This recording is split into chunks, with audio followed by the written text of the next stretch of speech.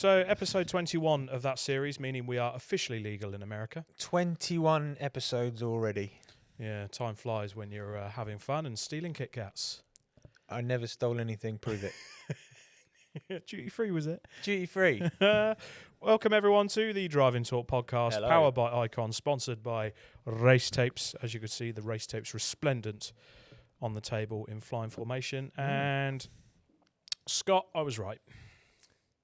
Can you be more specific? It doesn't happen very often, but... F1 is bollocks. I've just, nah. I think the traction that reel that has got and the abuse I've got is probably fueling a bit of this, but I think a vast majority of people would say, yeah, they're done with F1. I think the purists definitely would be, but after the Japanese Grand Prix... Yeah, for that reel to still be kicking along the way that's kicked on, and so many people coming back at us going 100% agree, bring back V10s, it's never the pinnacle. It's not the pinnacle anymore, F1's had its day. Yeah. Do you know what? Yeah, a lot of people are saying to me as well, yeah, you're too fat to get in a race car. Race for 10 years. Yeah. They work harder, trolls. Come on, we give you a little bit back. Just be more... Yes, he's fat. We get it. Chunky. He knows. All right, chunky. Yeah. I'm chunky. I've got a big nose. It's not really an issue, is it? At least you can smell a gearbox clutch fault from ages away. I can smell a lot, mate. Like a shark, mate. Blood from a mile away.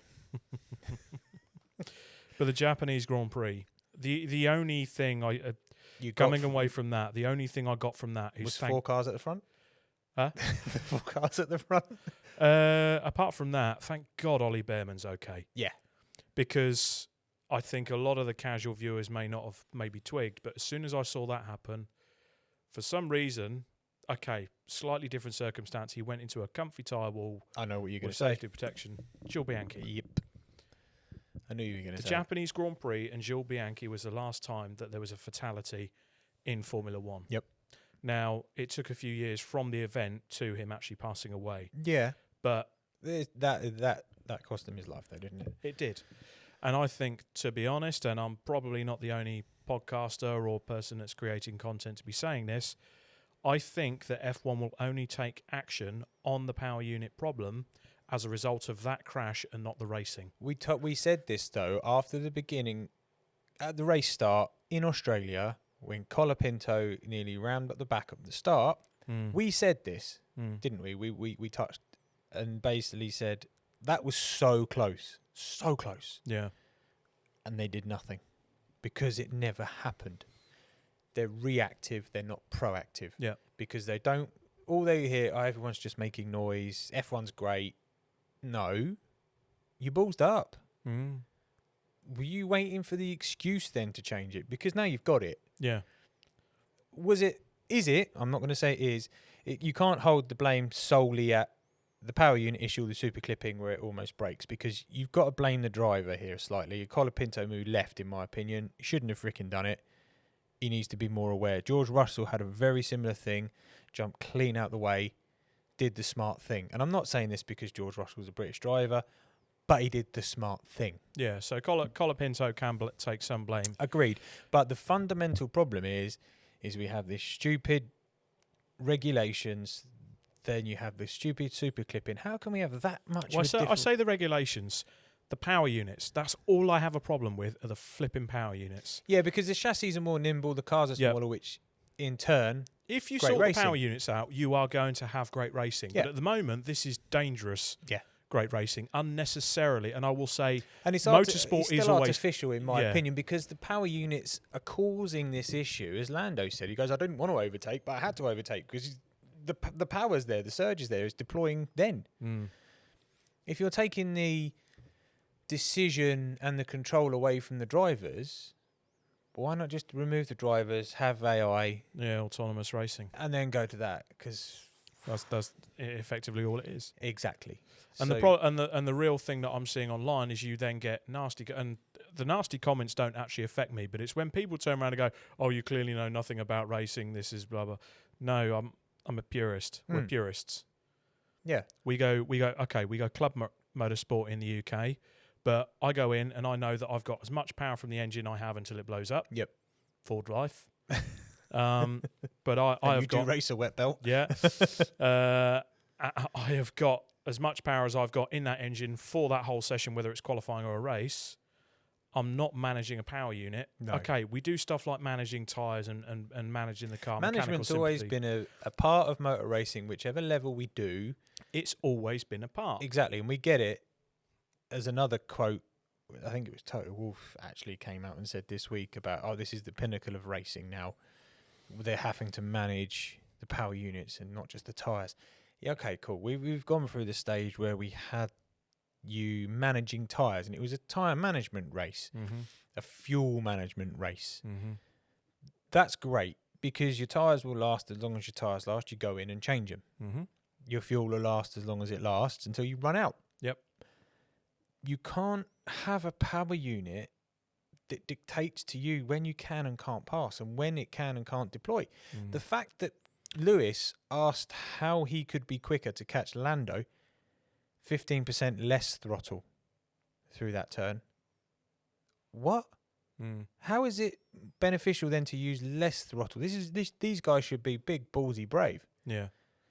Well, they're not. Well, the fact that that particular circuit also contains one of the big ballsy 130R. corners, 130R. Oh, it brakes for you. Yeah. Because the engine runs out of power, or the battery runs out of power. And the fact that F1 properly fucked it up when they went, oh no, the onboard cameras failed, so we can't see the rest of Kimi's lap. Yeah, this is how. No, that's This not is a fair. message to you, Formula One. We're not stupid. No, we're not stupid, and we want to see the whole onboard lap. But then they're giving us the false data on the halo that you see, and this is, commentators are just getting repetitive, trying to feed us this bullshit. We're not mushrooms. Here's a bit about the commentary as well. Okay, I know I'm nothing special. I do club racing live stream, but I give it absolutely everything, and I try to be informative. Okay. The commentary team, they need to forget, that they're forgetting one key thing. They're not there for Formula One. They're paid by Formula. Well, they're not even paid by Formula One. No, they're not. They're paid by the broadcasters. Yeah, but I think they're probably scared that you will get taken off air. But they are there. They're there. They're a person. journalist, essentially, aren't they? They are there for the viewers. Yeah. They're not there for the sport. They're showing what the sport is doing, and then you have the expert analysis comes in from your Kravitz's notebook, Martin Brundle, Andy Davidson, your former drivers, etc., etc. This is British media we're talking about. Anyway. British media. But also, if you listen to podcasts from the Australian media, they absolutely rip into the British commentary team because it is of how biased it is. Yeah. Wake up, Sky Sports, because they've got a responsibility, and I believe as a broadcaster you have a responsibility. There's been comments I've seen where people are actually watching the race with the commentary off. Yeah. Because they're fed up with being fed the bullshit. Yeah. Yeah, that's what I mean. We're not mushrooms. No. But we're being treated like them. Exactly that. And we're not stupid. Yeah. We're lucky. We do have good commentators. Martin Brundle's a fantastic commentator. Martin Brundle is one of the best. So you don't, but I think he's sort of had enough of trying to feed the bullshit. Mm-hmm. You know what I mean? So don't feed us the crap. Be honest with us. And you know what? Give us the informative. Give us the truth. You know what? You probably get people still. You know what? That commentary team was great. That was informative, and even they're discussing it or commentating. They're calling it how it is. Not what we're getting at the minute. I didn't like the way there was great battles going on down the field, and we couldn't see them apart from a tiny little box in the lower corner of the screen. You know what I mean? So it's only concentrating on 4 drivers, you mean? Yeah, whoever, literally, they must have just put, right, trace on that, trace on that, trace on that. Going for a little nap. Come on. There was great racing all the way down. The only time we saw Bearman, really, was when he had the massive crash. Come on, you got to do better. It was good racing. Don't get me wrong. I enjoyed watching the wheel-to-wheel battle between Lewis and Charles. Yeah. Again. I said it's going to get spicy, and it is getting spicy, I think, with them two. I also think George Russell, Kimi Antonelli is going to get spicy. I think George found out this weekend that he is not the favourite for the World Championship. Ooh, no. Yeah. So I asked you a question after he won his first race, and now he's won his second one in a row. Can Kimi Antonelli win the World Championship?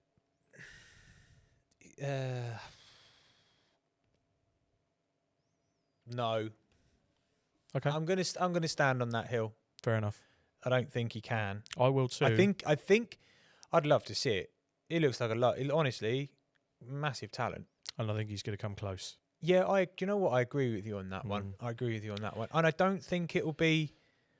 George will be there, but I tell you what, who really impressed me this weekend, considering 0 race start, no laps, gets in the car, smashes Ferrari off the start, that's Piastri. Mm-hmm.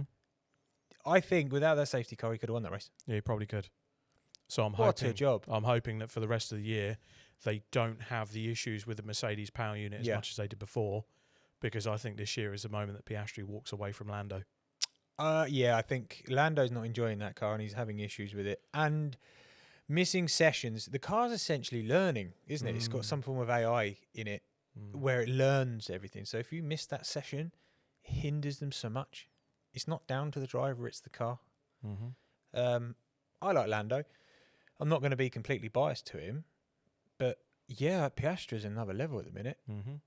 He's doing a fantastic job. I think people have underestimated what losing that World Championship last year has done to him. It lit a fire up his arse. Yeah, 100%. I think he's not in the. Yeah, he's in the mood of fuck around and find out now. Mm-hmm. Do you know what? Because his contract's up at the end of the year, and there is no shortage of takers for him.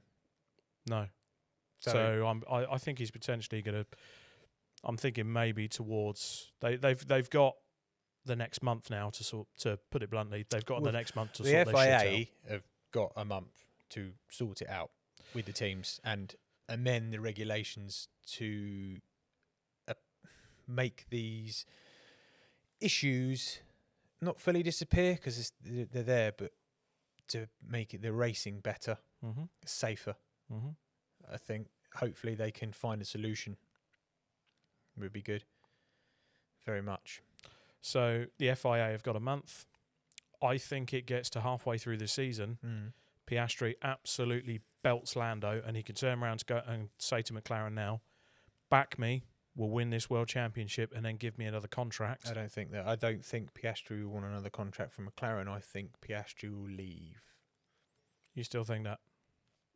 I do, because I think Lando is McLaren's guy. Okay. That's what I think. I think there's going to be a small merry-go-round. Mr. Verstappen. Yeah, he is very disgruntled at the moment. He's going to do one or two things. Walk away from Formula 1 completely. Or go to Mercedes. I'll go to Mercedes. Because he's... Toto is like crushing hard on Max to get him in. George will be the one that will leave. Because he's not the guy, is he? He's never been... He's not Lewis. And he's not Max. He's the temporary kind of... he's the best of what we could get at the minute. Kimi's the next, like, apple of Toto's eye. So I think he stays. I think George will be the one that finds himself finding another seat. I think he could end up in a Red Bull. Yep. To be honest with you. Or could he go to Aston Martin? Maybe. I don't know. There's a lot of good teams. Like Haas just on the up. Alpine have shocked me. I'm not going to lie. But it's mainly Gasly. All right, Gasly. Gasly's doing a cracking job. So, but Cadillac are doing a good job. Well, bashing into each other. And Perez the roadblock. Yeah. He's got back exactly where he left off. Yeah. I think Perez is done. I agree with you. Yeah. But the Cadillac is behaving like a typical Cadillac, very long, sat cruising, normally with an old granny at the wheel. You listened to Valtteri and he said there's a massive upgrade coming from Miami. Watch out, Mercedes. He is such a one-up. His character. You need those characters in the sport. Yeah, he's great. He's sort of like an Australian Kimi in his mood, isn't he? He is a bit. Well, he does live out there now. Yeah, he does. So it's good. But it's annoying we didn't get to see more of those battles in the Grand Prix because there was lots of great battles that went on in that Grand Prix. It was a huge shame. But I still think I stand by what I said on that previous reel. I cannot believe the levels of bullshit. 4 races in, 3 Grand Prix, 1 sprint race. The bullshit hasn't changed. No, if anything, it's got worse. You've got the cover-up. The cover-ups by the broadcast team. If you have got a problem, you're going to get criticised for it. Yeah. And I know I'm not the pinnacle of F1 broadcasting or whatever people are saying. If you've got a problem, just put your hands up and go, right, we know there's a problem. We need to sort this. We're going to be in discussion with teams. If you're the FIA, you need to come forward and be up front, and you need the teams to come forward and go, right, together, we're going to sort this, but we will go better. you We will think- get better. Had George, because obviously George is the head of the Drivers Association, yeah? Yes. Do you think had George not been so successful in the first couple of races and be top of the championship, essentially, Mm-hmm. do you think he would have made more of a voice about the racing and all the cars not being safe? Because you need Basically. someone Yep. to be that focal point, that Yep. guy with a big pair of stones that Yep. goes, this isn't right and we're not going to race. Jackie Stewart, Nicky Lauda, Ayrton Senna back in the day. Yeah. They would point out, this isn't right, we need to fix this. And until you do what we say we're going to do, we're going to lock ourselves in a room. We ain't racing. And yeah, I think you need people like that. And it's not going his way now, but it was. Mm. So I think that was maybe why he didn't stand up for it. Yep. Yeah.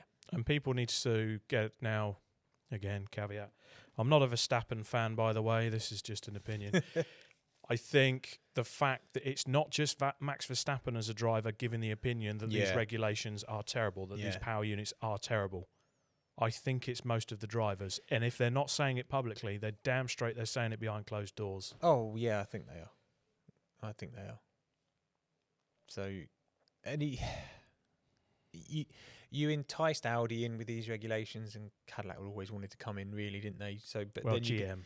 you're going to end up losing star-powered drivers like Max Verstappen to those regulations. And Yep. to be honest, I think Fernando's done in his head. I think he's done as well. Yeah, I think so. Which is a massive shame. I think, to be honest, I think Fernando's going to retire on a bit of a whimper. Yeah, it's a And shame. then the other thing, obviously, he was a late arriving to the circuit because he's now got Litland. So yeah, congratulations on that one. yeah, obviously, And he finished the race. yeah, finished the race, which is good. You know, it's an improvement from the terrible sort of start they've had to the year, and there's going to be a lot of changes Lance happening. did half. So, but having a kid, I mean, you would know. I don't have children personally, but having a kid changes you. Ball. Having kids though changes you, doesn't it? Mm-hmm. Changes your mindset. It changes your perspective on life. Mm. You are no longer the most important person. Yeah. No matter what you do, you're no longer the most important person. No matter how selfish you want to be, you're not. So yeah, it does completely. And especially someone of his age, having children now is just, oh, you want to spend time with your kids. Mm. So yeah, I'm not doing podcasts on a Wednesday night with you. Touche. But no, fair play. It's a great perspective on it, and probably the reason I believe that Fernando will probably call a press conference about halfway through the year and go, right, guys, this is my sayonara. Yeah, I think he'll still continue to race. He'll just do stuff he wants to do. Back to Le Mans. Yeah. Wouldn't surprise me if he goes back to India. I think he's got unfinished business there. He wants to win the Indy 500. He wants to do the Triple Crown, and I don't blame him. To That'd be be the honest, man. yeah, he'll do some fun stuff. Why not? Why not? Be a If you- giggle. But what else? Did you watch the Grand Prix though, or did you just completely switch off? I didn't get up to watch it. I did watch the Grand Prix, but I didn't. I can't, Scott. I'm trying, but I can't. Okay. As a purist, I'm just like, no. I'll be completely honest. After watching, it was good racing. Mm-hmm. I got more enjoyment out of watching the Classic Sports Car Club live stream over the Okay. weekend as the club scene started off. Okay. And there was some great racing on there, proper grassroots racing. I got more enjoyment out of watching the AAASA, a bit of the old TA2 series and stuff down in Australia. I got more enjoyment out of that. So Okay. I enjoy watching other motorsport Yeah. than F1. I've tried to get back into it. I'm a purist. No, that's fair. That's fair. I'm a fan of the V10 era. We've obviously put that reel out. It's gone quite big. Every time we have a Grand Prix, it gets more traction because I'm being quite negative on there about F1. But I still feel that I was right. F1 is not the pinnacle anymore. No, it's not. I would put WEC up there. I would put the Le Mans 24 Hours as probably the ultimate race you could do. Yeah. Arguably, I would put the Bathurst 1000 up there as probably the pinnacle of touring car racing you can do. Although they're more GT cars than anything nowadays. They are and now, really, supercars. aren't they? Yeah. I just think the caliber of motorsport has changed so much in our lifetime. Yeah, it has. You know, I'm 34 years old now. You're higher Older. 30s. The caliber of motorsport has changed so much. There's more motorsport readily available. And do you know what? There's more motorsport available for us to watch. The landscape of motorsport has changed a lot in the last 20 years. Yeah. The landscape is because of the way the governments and the world and stuff has gone. So the landscape, we were lucky that we got into the end of sort of the best era of Formula One, the best era of touring cars. We had the awesome Group C. We grew up in the 90s. Man, it's wicked. There was proper stuff. You even go pro rallying. Motorsport was the absolute bollocks in the 90s. Yes, it was. We had screaming V10s in Formula One, some of the greatest rivalries, some of the greatest battles. And is that us just looking back because that's the era we grew always up in? We always have rose To be tinted honest glasses. with you, if you ask some of these kids now and you popped them down in front of, right, watch a bit of Group B, watch Super Tourers. I wouldn't put them in that. I would say watch this particular era. So I would say sit down, kids, and watch from 1995 to about 2002. Oh, yeah. That era, you need to watch all the F1, WRC, touring cars, everything. Yeah. Even Le Mans was class. Yeah. So, yeah, it's just, unfortunately, it feels a little bit artificial at the moment. We just want some noise and some just safe cars. Yeah. Motorsport, no matter which way you look at it, is still dangerous. It is. But you don't need to make it unnecessarily dangerous. And we do even at club level, we get a reminder of that every once in a while. Do you know what surprised me as well? And it was harping back to Dale Jr. Download podcast I was listening to the other day, when he was talking about when they tested the car of tomorrow, the COT car, right? Yeah. That car was a piece of shit. And even he hated it, and loads of other drivers hated it, right? But what NASCAR did, which I thought was quite good, they allowed the teams to go testing, and the NASCAR tested the car themselves for a year before they put those regulations in place. And then they allowed the other teams to build these cars and then go testing. And what they would then go and do is allow them to go and test on different tracks in big groups and test how the cars interacted with each other. Let the teams set them up the way, but they would do drafting and stuff like this, right? Essentially, the cars then, they knew what they were going to get when they interacted around each other. They knew what to expect. Why couldn't Formula One allow the teams to do some form of testing with mule cars? Yeah. So the old chassis, this maybe powertrain. Yeah. With a battery setup, you could use young drivers or you could use your other drivers, but Formula One put the tests on with Pirelli at certain tracks, and we're going to go test. Simulated races, short simulated races. That would have then ironed out some of these kinks. I would say so, yeah. But I know it costs more money and they want to be net zero. Yep. But is that worth the cost of killing someone? Or seriously hurting someone? Like we said, Ollie Bearman's bloody lucky. 50G impact and he's only got a bruised leg. Yeah. Kudos to the track safety and kudos to the car. But why didn't we preempt this? You know what I mean? All they're doing is just lifting up the carpet right quick, get under there. Yeah, maybe. There's another big accident as well, wasn't there, this weekend at Suzuka in the Porsche Super Cup? Yeah, with the Porsche Super Cup, the other car go over the fence. And they were bloody lucky. So it does happen, even in one make racing. Yeah. We're not just banging on Formula One because of that. It's motorsport. So, but the whole thing with the super clipping and the massive speed differentials, it's gonna come unstuck. We're gonna have some big problems, and this is maybe the first of the big accidents we're gonna have this year. We don't want another 1994. No, we don't want another 2014. No, we don't want it. Simple as. Nope. So yeah, that's where. But apart from that, I enjoyed watching some of the cars race. I enjoyed watching the battle between Lewis and Charles. That's gonna brew. 100% on that one. Touring cars.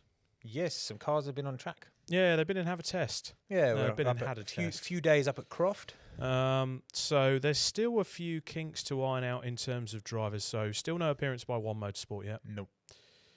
Still no first and second cars been confirmed at Hyundai. There is one job that I really, really want. More than anything in the world. It's the easiest paying job in the world. Ice cream tester? No. Beer drinker? No. Damn it. Livery designer for X8.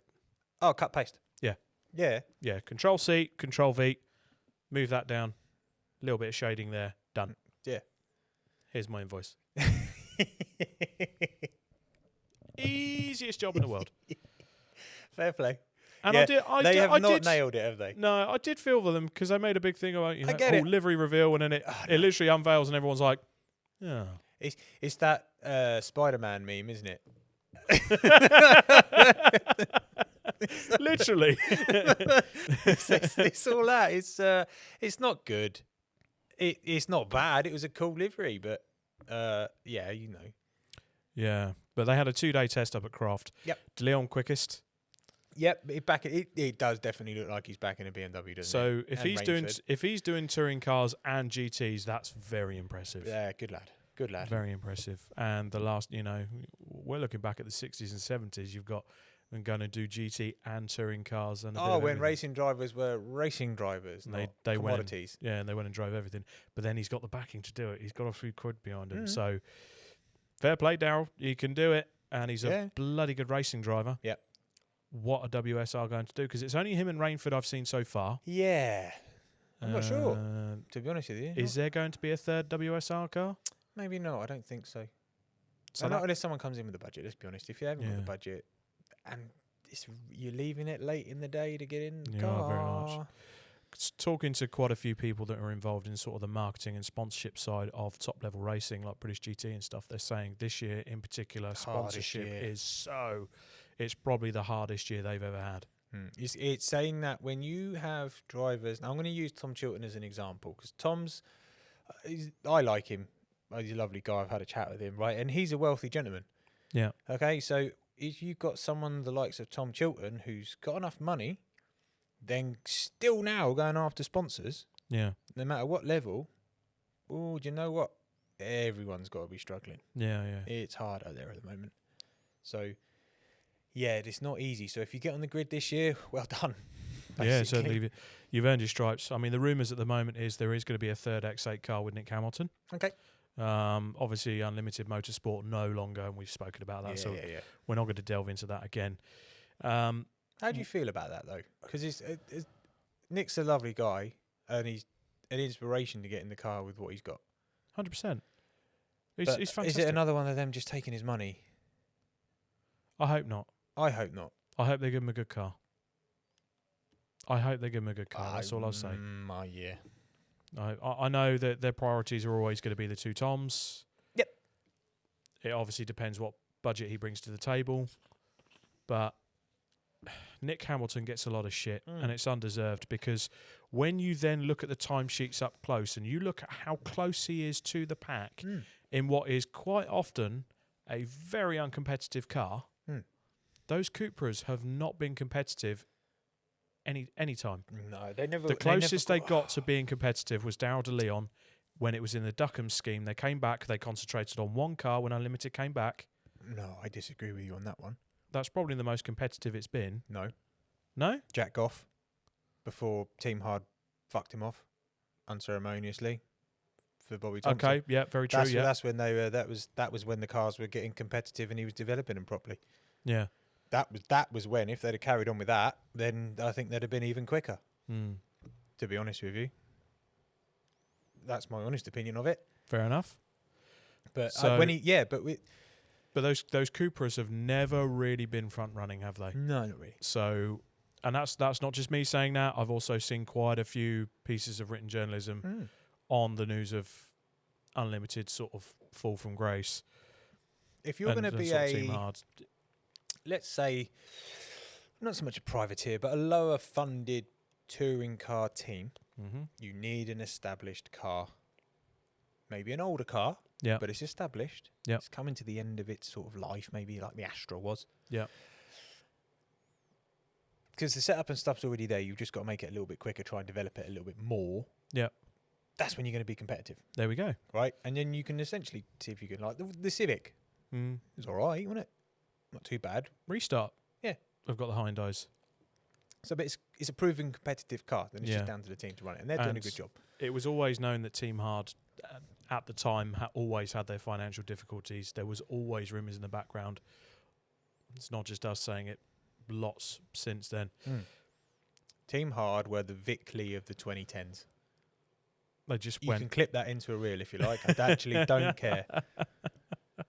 But they I think they just went too big too quickly. They should have just stuck with 1 or 2 cars. They went to 4 cars, and it's no good. If you can go from racing a Porsche Super Cup car and struggling to all of a sudden 2 seasons later being a 4-car British touring car team, if that doesn't stink of something, I don't know what does. Yeah, it's a little bit worrying, isn't it? Very much so.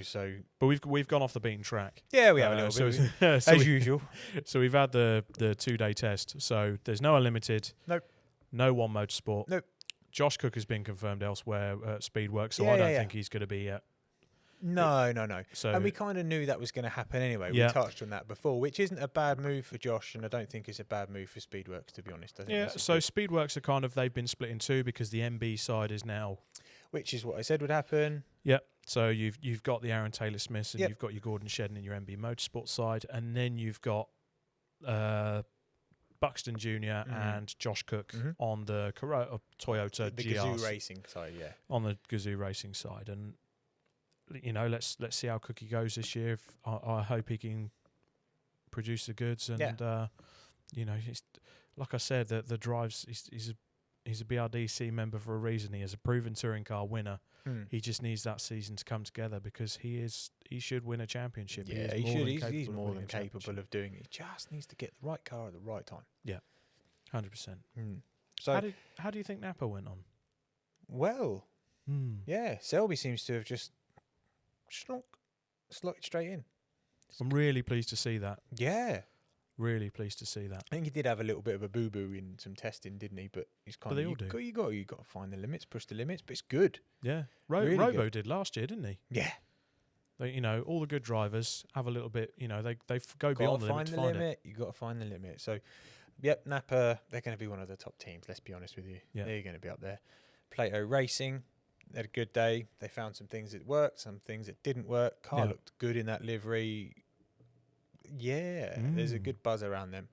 It was good to see the cars, and I'm pretty sure they ran faultlessly all day. Yeah, well, effectively, the Morgan car was a shakedown. Yeah, it was. So, he was... Yeah, because in the livery reveal for that, Robo's car was done. Ads was up on the stands, no panels on it. Still being built, so... Yeah, so fair play. Yeah, and he did say, the social media stuff they were doing, he did say, effectively, first day we were shaking that car down, seeing what was broken, what was leaking, etc., etc. So... And then they can kind of make some tweaks. Be interesting to see their full livery, not just their testing livery. Well, the good thing is I didn't see any German U-boats near the vicinity of Croft Circuit to be able to sink the Mercedes ship. Yeah.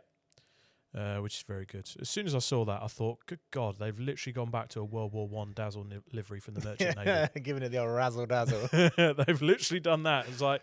Wow, do we have a U-boat problem in the British touring cars? Yeah, it's good though, isn't it? It's like what the manufacturers do around the Nürburgring. Yes, very much so. But it's good. It's slightly more. I'm looking forward to Media Day now. I feel a little bit more optimistic now. We've seen some cars on track. Obviously, the last episode, and I did have a few people sort of message me like, "How could you say that about touring car? It just doesn't give. We need more rivalry, a bit more." Yeah, I just think I don't know. Not deliberately crashing into each other just for the sake of it, but you want drivers.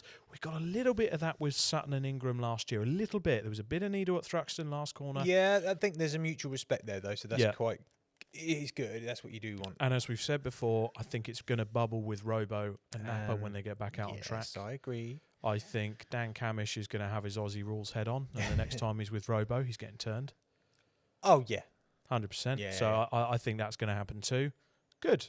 You need that hard rivalry. You want that bit of needle. And you know what? If I'm Alan Gow, I would say to the drivers this year, I would tweak the sporting regulations and just say, do you know what, guys? We're just going to let go of the reins a little bit. Make the racing interesting again. We'll let you race each other a little bit harder, and we'll let some of the rivalries tick over. In a world where race of respect, and they're giving it about, you have to be... Do you know what? If Louise is there with a microphone and the camera and 2 drivers are having a bit of a go at each other in the paddock, okay, let that lie. Yeah. Because the fans are going to get straight away, ooh, what's going on here then? Brings the crowd through the gates. Brings the crowd through the gates. You want a bit of Plato versus Neil style.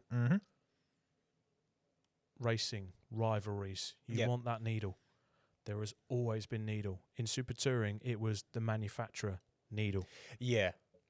Because the drivers were racing for manufacturers. and then it went into the BTCT sort of Super 2000 era. You had Neil versus Plato. Yeah, we don't really have manufacturers now, do we? And We it's teams, don't. but there's not. It's still fairly tribal, just not quite as. You'll never get that tribal sort of manufacturer feeling back, but No. it's up to the drivers to have that. You can't all be vanilla. No, you can't. But then again, you don't know where you're going to be next season. And they always want to try and keep everyone happy. I get it. I do get it. But as long as you're respectful with each other, you can have a bit of needle. You don't have to like each other all the time. Exactly. Just maybe put on a show. Plato and Neil are mates now. Yeah. Put the show on. Be good at it. Leave it out there on the circuit. Exactly. And have a beer with them afterwards. Rugby rules. Mm.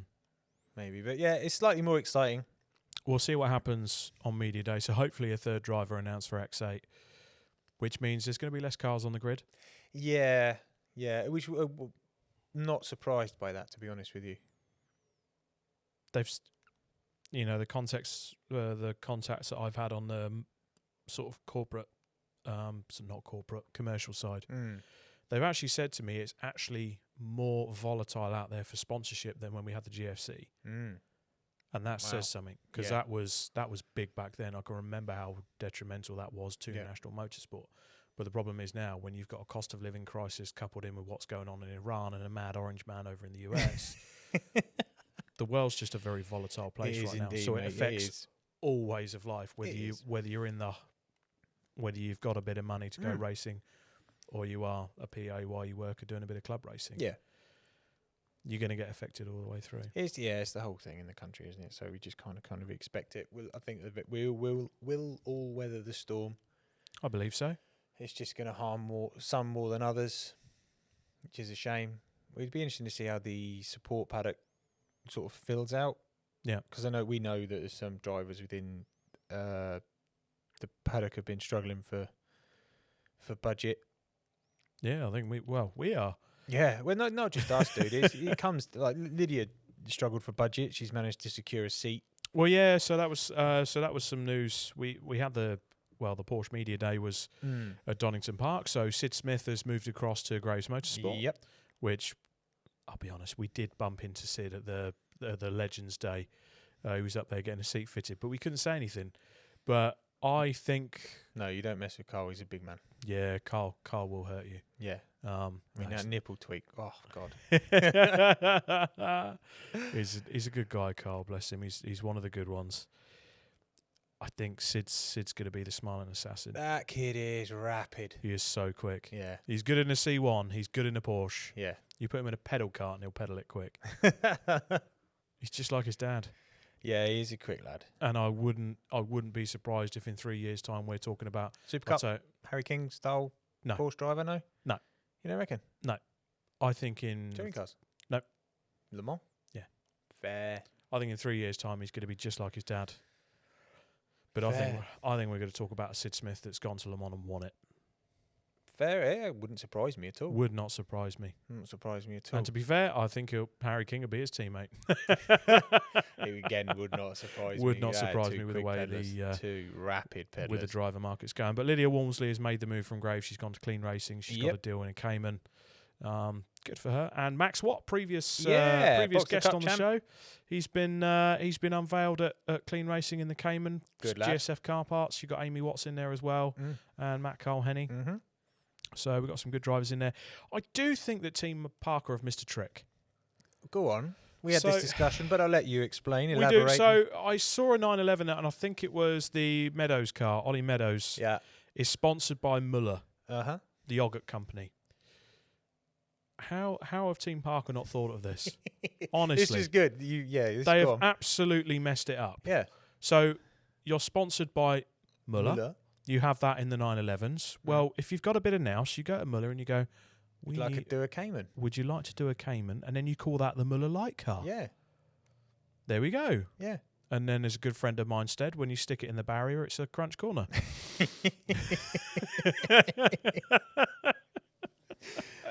Oh, dear. Just a thought. Dad jokes.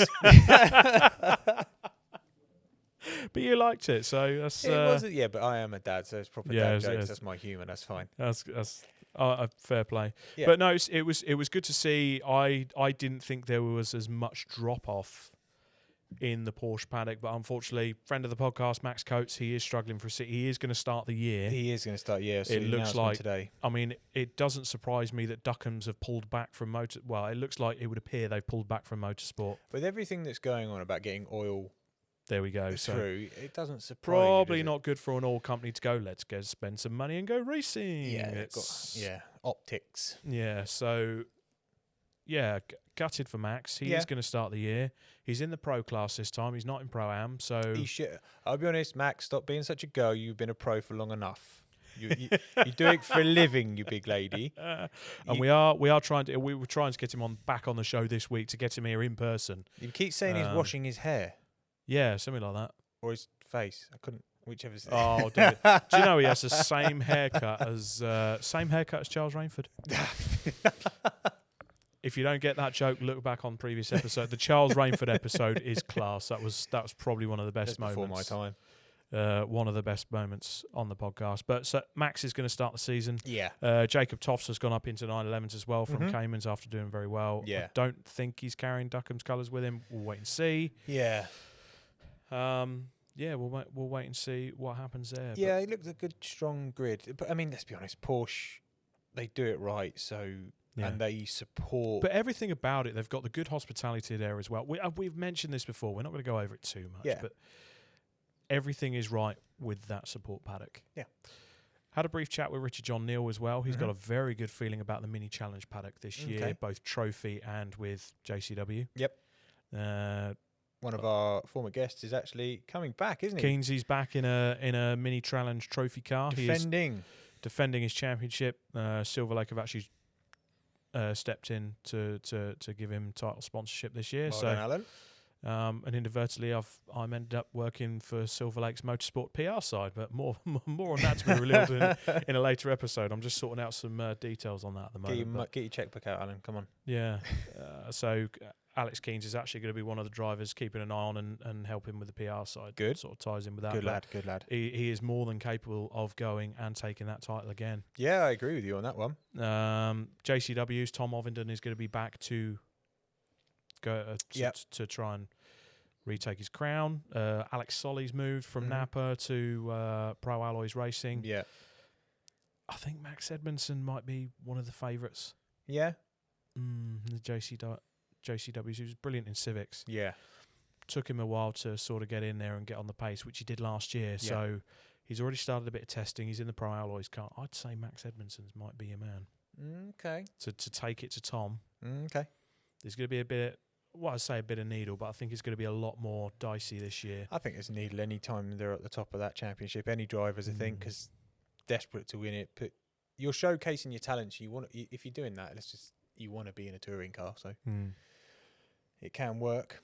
Yeah.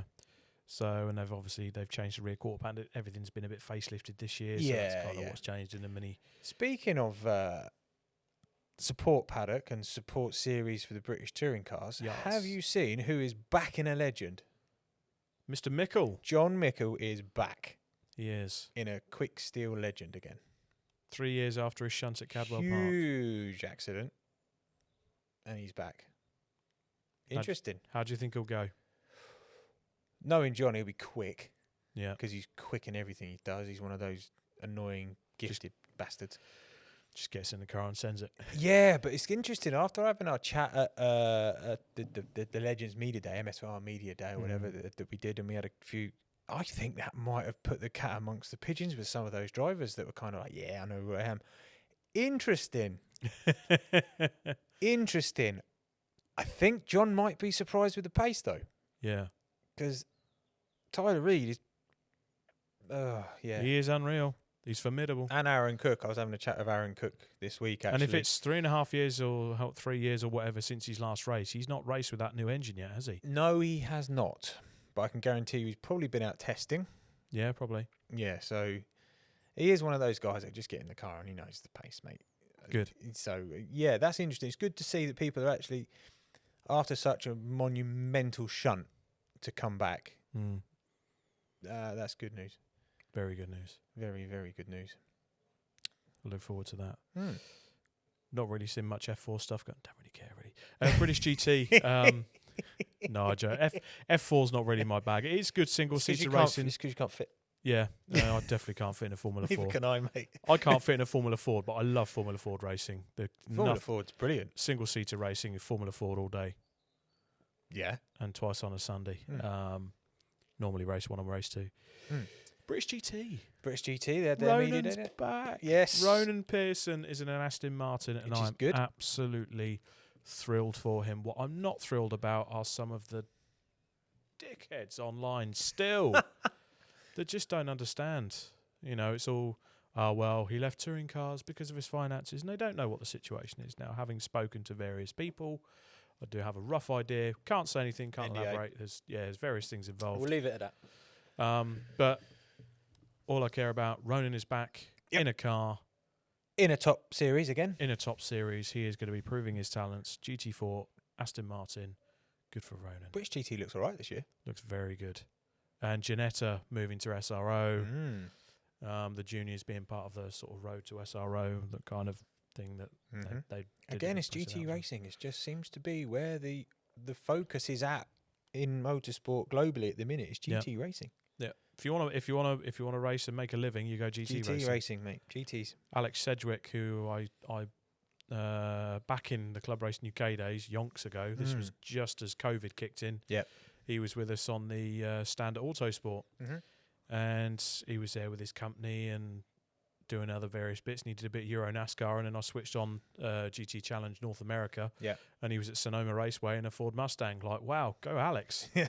So it is one of those places where you can go and make yourself a career quite easily. Go GT racing if you're good enough. Yeah, it seems to not pigeonhole you, doesn't it? You can then sort of do a bit of everything. If you can drive a GT car quickly, you can do a bit of...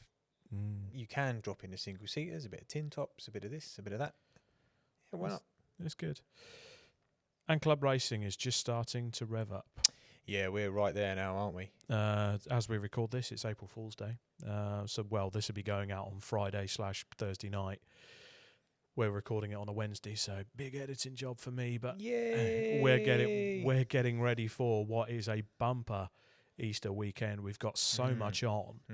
But we've already had CSCC at Donington Park. We've had Bark have had their first meeting at Donington Park as well, and we spoke about that with the bit of that last week. And bit of a start line issue, but the MG racing was fantastic, and I thought some of the CSCC grids were absolutely fantastic. Your Future Classics, Modern Classics, swinging 60s, nice bumper grids, great racing. Lots They're always going on. good to watch. The BMW Championship was quite a good watch. I kind of have a vested interest in it. Graham Crowhurst, who raced in there, is a good friend through the Racers Lounge, and it was good to see him racing in his Class 2 BMW, trying to defend his championship, and he did really well. I think it was a brake failure for Nathan Wells, I think in the big E46 GTR car, the XKev Went car. But it was just good to see proper club racing back, and this weekend we've got the truck meetings on at Brands Hatch. With TCR UK. There's always the Easter Monday meeting at Castle Combe. There is, And then you have I think Silverstone's underway. We've got an MSV meeting, but it's also got Mini Challenge Trophy underway. And it's got Racing Hondas there. They've got the Legends starting there. So it's all really kicking off. Legends, that's going to be interesting with the Legends, isn't it? Especially as it's like the first time they've been, there's no data. It's going to be... No data, John Mickle returning, big grids... It's going to be fun. It's going to be very fun. It's going to be very fun. As far as I'm aware, no live stream. Which is a shame. It is a shame. Because like that would have been good. It would have been very good. Maybe a trip up to Silverstone if I find the time. What, on Sunday? Yeah, it depends what the wife says. Bring her up. You've met my wife.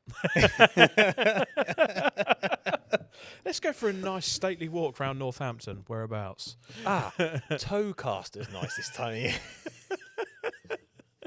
No, not Towcaster. It's Towchester, isn't it? Yes. So that's this weekend, and then everyone's gearing up with another massive one next weekend. Obviously, C1s and so the weekend after is round. It's when it starts off for me. I'll be there with the C1s, DS3 Cup.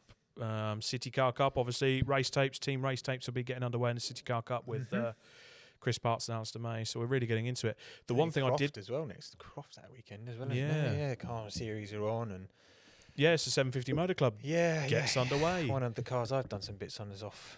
Up there, so it's really starting. So I think next week starts in earnest, doesn't it? Really does start in earnest. But next week is actually going to be our British Touring Car preview. Yes, it is. As obviously Tuesday next week is going to be the.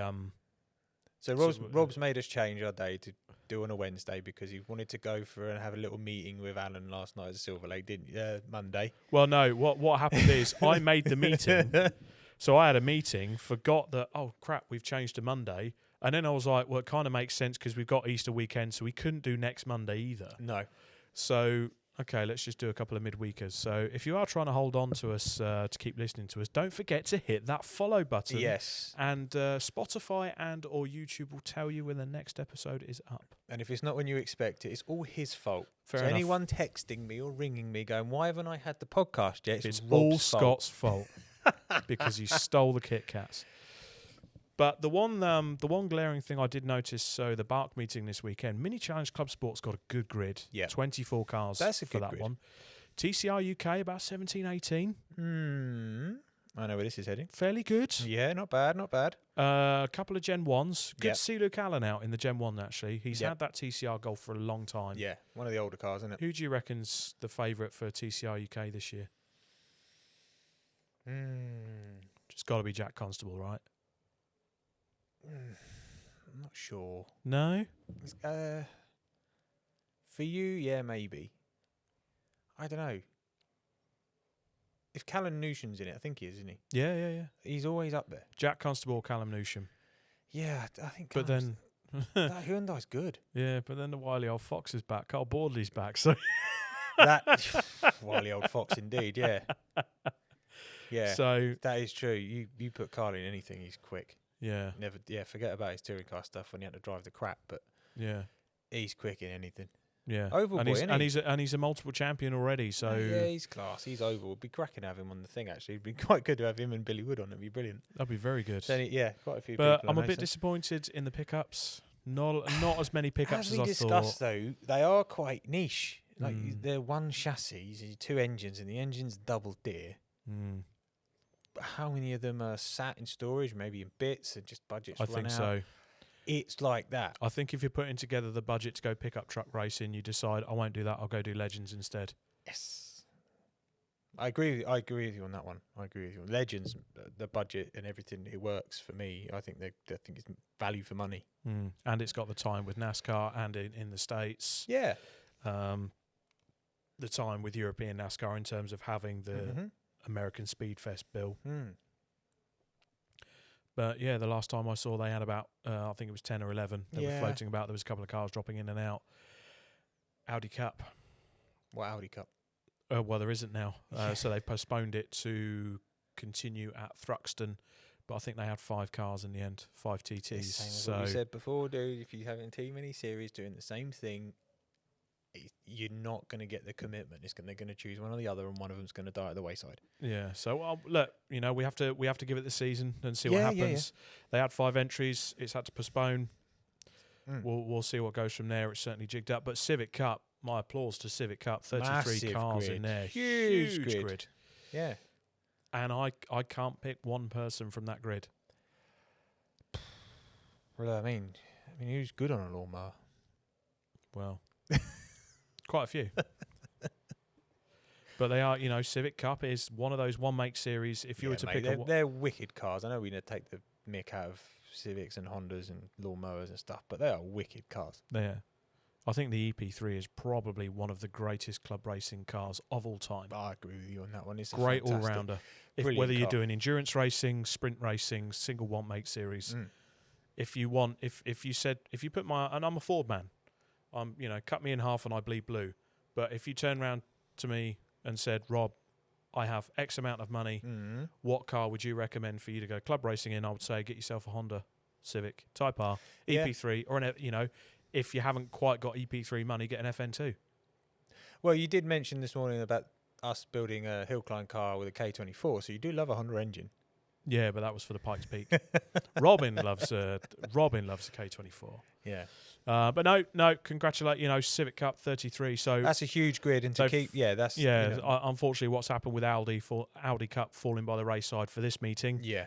Civic Cup, 33 engines, and TCR UK having 17, 18 in the current climate. Fair play to them, that's good. That's not bad.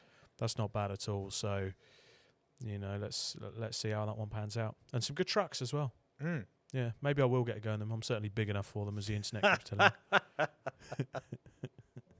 Oh dear, never mind. That's Yeah, good. not So I like think that's pretty much us covered for the week, isn't I it? think so, really. I'm looking forward to the Easter weekend. It should be good. It should be good. Bit more happening on my car. I've got a gearbox over there for the car now, so Yes, that is true. that can go back in. I'll be getting busy on that on Friday, and then we've got something to do. Well, no, I'm just stood there pointing Saturday. What are we doing Saturday? Yeah. So we're racing for ADHD awareness at the Sandown Racecourse Daytona, whatever it is. Circuit, yeah. Circuit. Myself, Kyle Wells, who is racing in Porsche Club Am Championship this year, his dad, and the Ginger Ninja, which is Elliot Harris. Thanks for organising it, Elliot. Yeah, so Team Driving Talk podcast are... With Sandown Motorsport. Yes. We've got a 90-minute race for us on Saturday. Yep. That's the first one we're doing this year. And then there's one in August up at Silverstone, actually. Yeah. And then later on in the year, we have one, I think it's Rye House. So we're going to have a little wobble around in that. So Well, you are. I'm team manager. I'm going... Yes. Yeah, you're team manager and chief pit board distributor. Am I? Yeah, we'll bring the motivational pit board. Ah, the special one. The special one. Yeah, motivational pit board. We'll get that one out. Yeah, we can't show that on YouTube. We'll get taken off the air. Yeah. If anyone wants to know about this motivational pit board, go onto my my personal Facebook page. There's a picture of Scott showing it to me at Snetterton year before last. Yeah, I was going to say Fat Scott. Yeah. Usually you get that. It's quite hilarious. That comes out during the safety car. Yeah, a lot. Yeah, very much so. So there's that. My clutch has turned up for the Boxster. So yeah, need to get the engine and clutch back in the Boxster. The season has turned up in earnest. But next week it will be the British Touring Car Review. We'll cover the club racing of the Easter weekend. We'll be having a good look at the club racing. And I'm going to do a little bit of retro testing on you to see your F1 knowledge, see if you are an enthusiast or not. I've got some cards to show you, see if you can name the period and the year. So we've got some bits to show. I will get some wrong, but we'll probably do a couple of reels on that, won't we? Yeah, should we do that? So, yeah. For now, that's the Driving Talk podcast. That's episode 21. You've been Rob Lewis, and I've been Scott Evans. Bye for now, everyone. Yeah, bye.